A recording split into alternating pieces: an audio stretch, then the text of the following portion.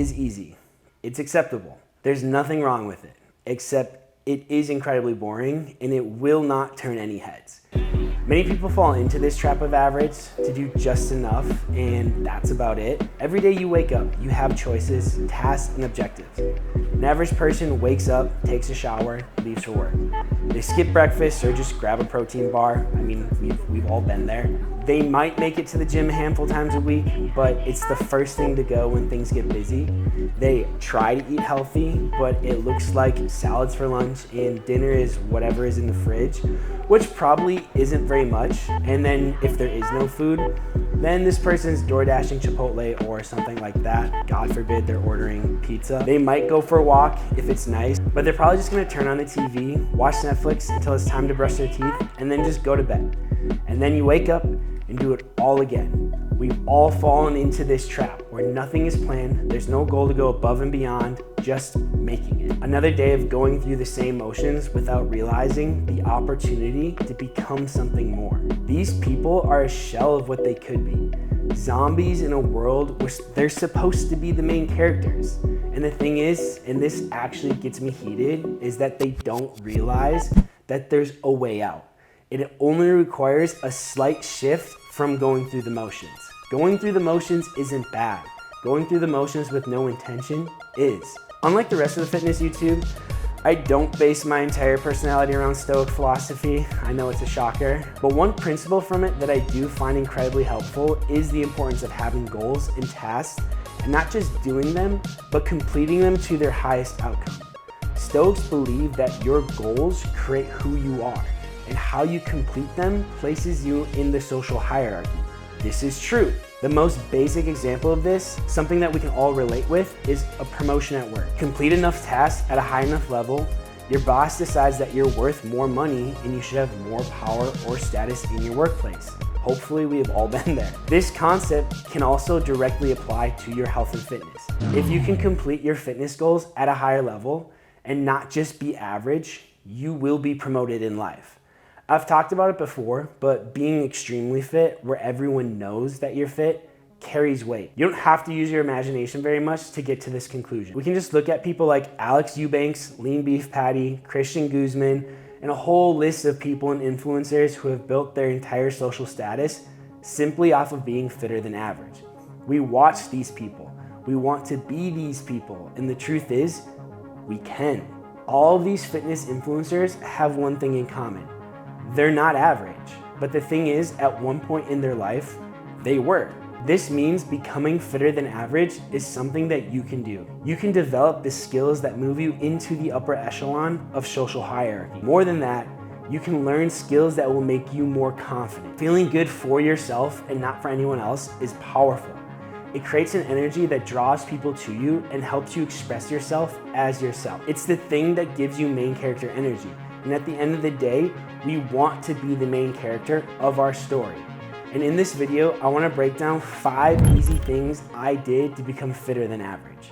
If you haven't yet, like, subscribe, hit that notification bell. Let's get into it. Principle number 1, have a nutrition plan. Food is the first place people screw up, which is wild to me because what you eat is one of the easiest things to change right away. We all eat every single day. We all pick the foods we're gonna put in our mouth every single day. What you eat will also make the biggest difference in your physique and overall lifestyle. People like to say that food is the hardest thing to change, but in my opinion, that's complete BS. When you actually think about it, you have to eat.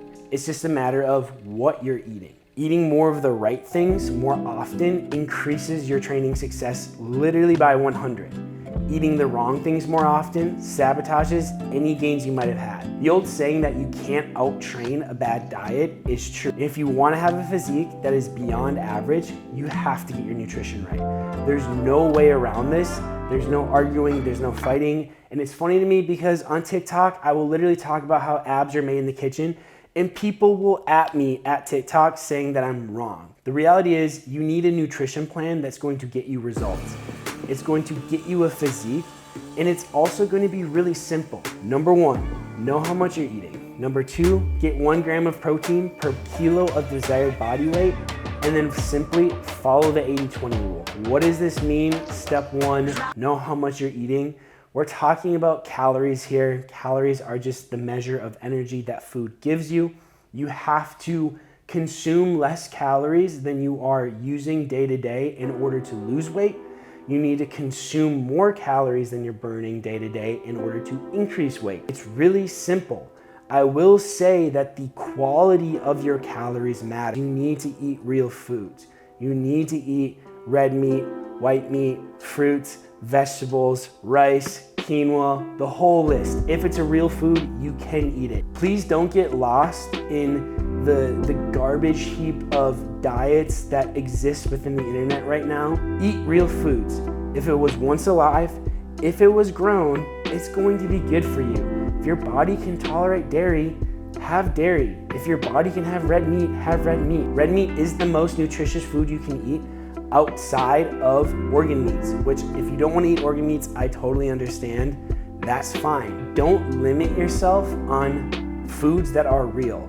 Limiting yourself on foods that are real is a really easy way to get stuck in a really bad rut with your health and nutrition. As far as the 1 gram of protein per kilo of body weight, research shows that you need to be able to consume enough protein for protein synthesis to happen for you to build muscle or maintain muscle. If you're not getting enough protein, you're not going to be able to efficiently build muscle. And if you're in a cut and you're trying to lose body fat and you're not getting enough protein, you will become catabolic and you're going to start metabolizing muscle and losing lean muscle tissue, which is the last thing you want when you're trying to get shredded and show everyone your awesome physique. And last but not least, the 80-20 rule. This again goes back to this idea of eat real foods 80% of the time. If 80% of your diet consists of real foods, animal-based proteins, fruits, vegetables, grains, you're gonna be doing amazing. You don't have to do something as restrictive as the paleo diet or something like Whole30 because those aren't things that are long-term. I wanna talk about easy steps, not impossible steps, and doing something like the paleo diet or the keto diet long-term is going to be incredibly difficult. The simplest rule is 80% of the time, eat real foods. I don't care what the real food is, you can eat it. 20% of the time, have fun. Get a pizza, get burgers, get ice cream, enjoy life. You can be fitter than average using the 80-20 rule. Believe me, most people aren't following this rule, and if they are, they're using it the wrong way, and 80% of what they eat is garbage, and 20% of what they eat is real food. And so use the 80-20 rule, eat real foods most of the time, and you are going to see results in the gym. Honestly, anyone who says anything outside of these 3 points is trying to sell you something. For myself, once I cut out the crash diets, once I cut out keto, paleo, Whole30, all those things, I started seeing real results from my training. I remember sitting at the gym with one of my homies, and he was eating some bread or something like that. And he's like, bro, it's time to carb up. And I was sitting there eating a carrot, being like, bro, it's time to carb up with my carrot. I thought that I was being healthy and building my physique, but really I was limiting myself on what I could do by not actually properly fueling myself underneath this guise of eating healthy. Once I started practicing the 80-20 rule and stopped limiting the real foods I was eating, my physique went from being just okay to something that honestly any person would be impressed by. If you can follow these 3 principles of nutrition, 1, knowing how much you're eating, 2, getting 1 gram of protein per kilo of body weight, and 3, practicing the 80-20 rule, everything's going to click into place. I will say nutrition does take a certain level of discipline, but so does being above average. And if you're trying to be above average, have a nutrition plan. Have a nutrition goal. Make it easy and don't make it hard on yourself, and make it something that's doable and sustainable throughout your life. Principle number 2, have a plan in the gym. I know so many people who show up to the gym and have no clue what they're doing. I also know people who show up and have been doing the same routine over and over and over again for the last decade, and they haven't progressed. You need to have a program. You need to have a program that progresses, and you need to have a program that is specific to the type of training that you want to do. If you want to focus on hypertrophy training, you better have a program that is focusing on hypertrophy training. If you want to be into powerlifting or CrossFit, you need to have programs that are specific to the style of training that you want to train in. An average person shows up at the gym, has no plan, doesn't progress and isn't specific in what they're training for. Someone who wants to be fitter than average has a plan, has a program, and they know specifically what they're training for. Training doesn't have to be that complicated. At the end of the day, it's really just sets and reps and load. Depending on how you use those sets, reps, and load is going to change the outcome of your training. Don't find yourself getting caught in not having a program or doing the same thing over and over and over again, and it's not progressive. I used to fall into this trap with my CrossFit background where it was always functional movements, constantly varying every single day, which is great if you want to get really good at CrossFit. But if your goal is to do anything other than CrossFit, that style of training isn't optimal for that. And so once I realized that I wanted to focus on aesthetics, I wanted to focus on building my body to look a certain way, and I changed my training to match the way that I wanted to train, that's when I started seeing really great results. So have a program, make sure that's progressive, and make sure that it's specific to the style of training that you want to do. Principle number 3, get in weekly cardio. Walk, run, bike, swim, play your favorite sport, get your heart rate up. The health benefits of doing weekly cardio by far outweigh the annoyance of maybe having a little bit slower gains or having to eat more food in order to gain the muscle. At the end of the day, your body's ability to optimize its heart, its oxygen, is super important. I know plenty of people who look like they're big, strong muscle men, but they actually have terrible cardiovascular health. I don't want to be that guy. You don't want to be that person where you can't even go for a walk without your heart rate skyrocketing. I used to be scared that cardio was going to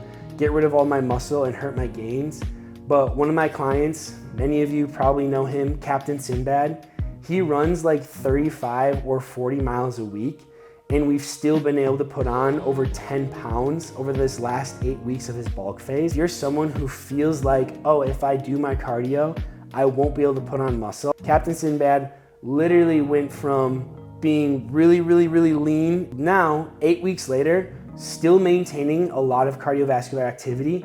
He's put on over 10 pounds and he looks like a completely different person. You don't want to put on muscle and become fluffy, so find some cardio that you enjoy and make it a part of your weekly discipline. Principle number 4, prioritize sleep. Can't stress this enough. Sleep is the most important thing. It's actually the first lever you should probably pull if you want to become fitter than average. Your body produces the most amount of growth hormone earlier in your sleep, so it's really important to get into a deep sleep as quickly as possible.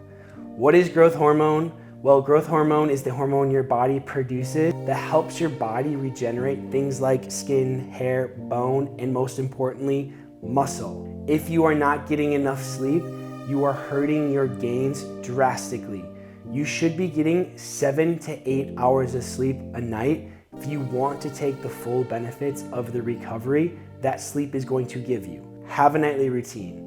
I know a lot of people have talked about this, and some of you may have already started practicing a nightly routine, but if you haven't, creating a nightly routine for yourself is going to greatly benefit your ability to get into deep sleep sooner. Things that you can focus on is 1, no screens in bed. Having a screen, whether it's your phone, laptop, TV, before you fall asleep to cause your brain to stay stimulated for longer and not allow you to enter in that deep sleep that you need as quickly as you should be able to. So make it a habit of being done with your phone, with your laptop while you're in bed. If you need to, don't even bring your phone into your bedroom, which I know sounds really dumb or sounds really simple, but that simple, easy step can be the difference between you getting really good sleep and you getting really crappy sleep. Number 2 would be have a skin routine. It causes your body to relax and release endorphins. That's going to help your body find kind of that like peaceful feeling where it's ready to go to sleep. Create your routine. Know that when it's time for you to go to bed, if your bedtime's at 11 p.m., be done with your screens by 10:30.